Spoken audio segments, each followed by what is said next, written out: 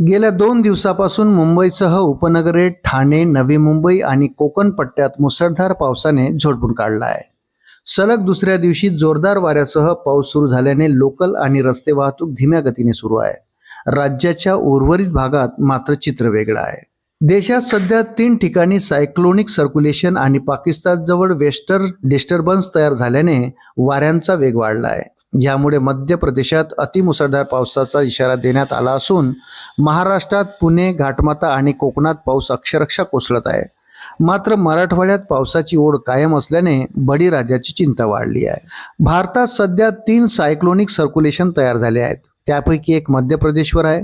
मध्य प्रदेश जवळ Pakistan, पंजाबकडे western disturbance तयार झाला आहे. या सगळ्यांमुळे वाऱ्याचा दबाव तयार झाला आहे. त्यामुळे महाराष्ट्राऐवजी आता मध्य प्रदेशात अतिमुसळधार पावसाचा इशारा देण्यात आला आहे. मागच्या 24 तासामध्ये माथेरान, ठाण्यात सर्वाधिक पावसाची नोंद करण्यात आली.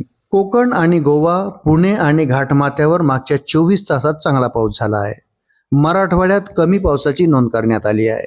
मराठवाडा आणि विदर्भाचा काही भाग हा अजूनही अतिमुसळधार पावसापासून वंचित राहिलेला आहे.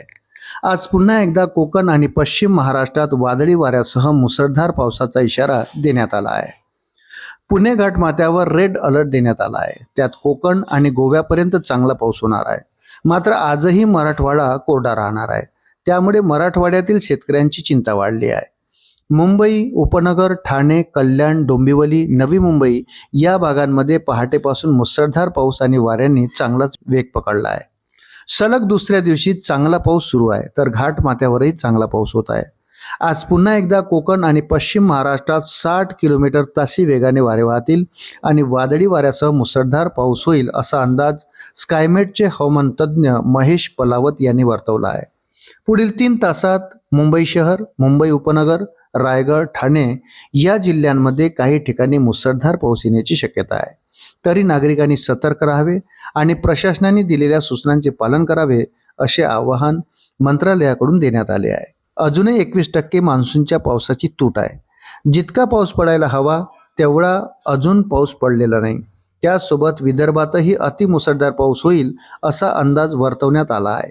21 जुलैचा विचार केला तर विदर्भ आणि मराठवाड्यात सर्वात कमी पावसाची नोंद करण्यात आली आहे. आतापर्यंत 20 ते 21% पाऊस झाला आहे. या भागामध्ये अजूनही अतिमुसळधार पावसाची प्रतीक्षा आहे.